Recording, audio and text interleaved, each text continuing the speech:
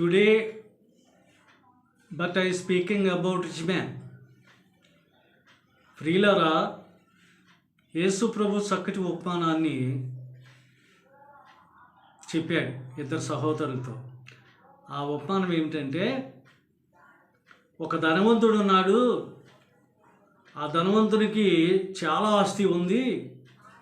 ఆ ఆస్తి నుండి ఓ చక్కటి ధాన్యాన్ని పండించాడు. విరివిగా పండింది ఆ పంట.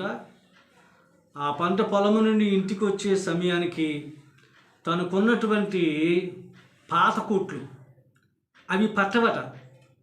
అందువలన తను ఏం ఆలోచించాడంటే, నేను పాత కోట్లను పడవేసి వాటిని కొట్టివేసి విరివిగా పండినటువంటి ధాన్యాన్ని దాయడానికి కొత్త కూట్లను కట్టేదను అని తన మనసులో అనుకున్నాడు.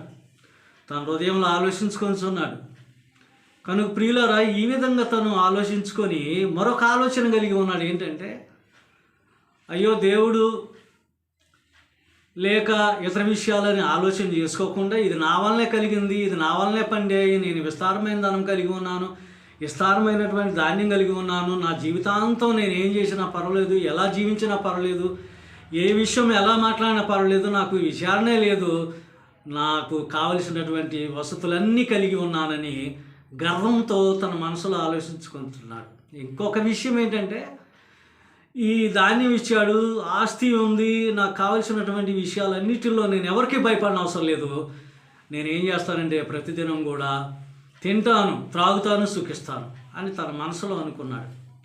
నిజమే ప్రియులారా, ఈరోజు చాలామంది ఈ వాక్యాన్ని పరిశీలన చేసి ప్రార్థన చేసే క్రైస్తవులు కూడా, సమాజంలో జీవించేవారు కూడా, అవే యేసు ప్రభువే చెప్పాడు కదా, తాగమన్నాడు, తినమన్నాడు, సుఖించమన్నాడు మరి అని చెప్పి యేసు ప్రభు మీద నిందలేస్తున్నారండి ఈనాటి జనం, ఆనాటి జనం కూడా. ప్రియులారా, ఎప్పుడు యేసు ప్రభు తాగమని, తినమని, సుఖించమని చెప్పలే. అది ధనవంతుడు తన మనసులో అనుకుంటున్నాడు, తన హృదయంలో ఆలోచించుకుంటున్నాడు. గమనించండి మీరు, ఎప్పుడు దేవుడు తాగమని, సుఖంగా ఉండమని, తినమని ఎప్పుడు చెప్పడు. ఎందువల్లంటే ప్రియులారా, ఆయన అటువంటి క్యారెక్టర్ కలిగినటువంటి యేసు ప్రభు కాదు. అందువలన ఈ విషయమై మనం తెలుసుకోవాల్సింది ఏంటంటే, ధనవంతుడు అనుకున్నాడు అనేది ఆలోచన చేసుకోవాలా, అర్థం చేసుకోవాలా.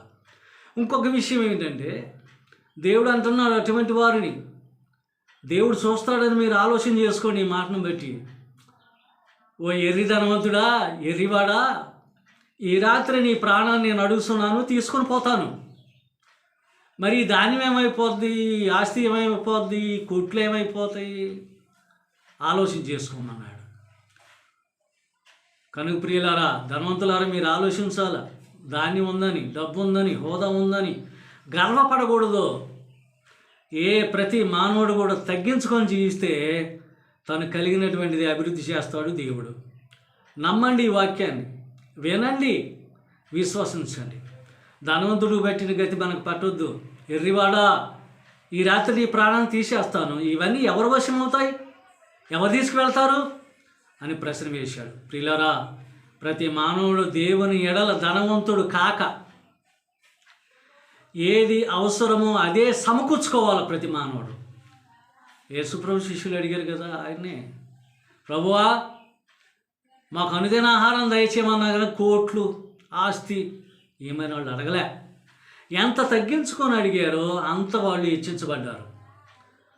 ఎంత వినయముతో మాట్లాడారో అంత వినయంగా వారు మాట్లాడగలిగారు. గమనించండి ప్రియులారా, క్రైస్తవులైనటువంటి వారులారా, గమనించండి, ఆలోచించండి. ధనవంతుడికి పెట్టిన గతి మనకు పట్టకుండా మనం ఏం చేయాలంటే, మనకు ఏదైతే అవసరమో దాన్నే సమకూర్చుకొని జీవించాలని కోరుకుందాం. ఇటు వాక్యం మనందరికీ ఫలింపజేయను గాక. ఆమెన్. Thanks to all.